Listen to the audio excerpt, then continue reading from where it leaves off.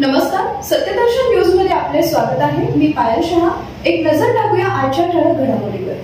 सोलापुरात मध्यरात्री एन्काउंटर। सोलापुरात पोलिसांनी मध्यरात्री एकाचा एन्काउंटर केला। पुण्यातील सराईत गुंडाचा सोलापुरात पोलिसांनी एन्काउंटर केलाय। मोहोळ तालुक्यातील लांबोटी इथं घरात लपून बसलेल्या आरोपीला पोलिसांनी ठार केलाय। शाहरुख उर्फ अट्टी रहीम शेख वय वर्ष 23 असं पुण्यातील सराईत गुंडाचं नाव आहे।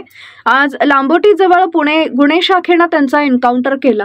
शाहरुखवर पुण्यात अनेक गुन्ह्यांची नोंद होती। शाहरुखवर पुणे शहर आणि जिल्ह्यातील हडपसर, वानवडी, कोंडवा, काळेपडळ आणि पोलीस ठाण्यामधून सुमारे 15 गंभीर स्वरूपाचे गुन्हे दाखल आहेत। त्यामुळे त्यांच्यावर मोक्का अंतर्गत कारवाई करण्यात आली होती। मोक्काच्या गुन्ह्यात शाहरुख फरार होता। शाहरुखला अटक करण्यासाठी पुणे पोलीस सोलापूरमध्ये दाखल झाले होते। शाहरुखनं पोलिसांवर गोळीबार केला, यामुळे पोलिसांनी प्रतिहल्ला करत शाहरुखचा एन्काउंटर केला।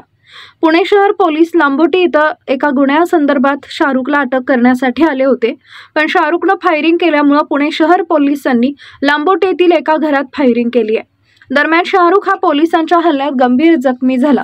पोलिसांनी त्याला उपचारासाठी सोलापूरमधील सरकारी रुग्णालयात दाखल केले होते, पण उपचारादरम्यान शाहरुखचा मृत्यू झाला।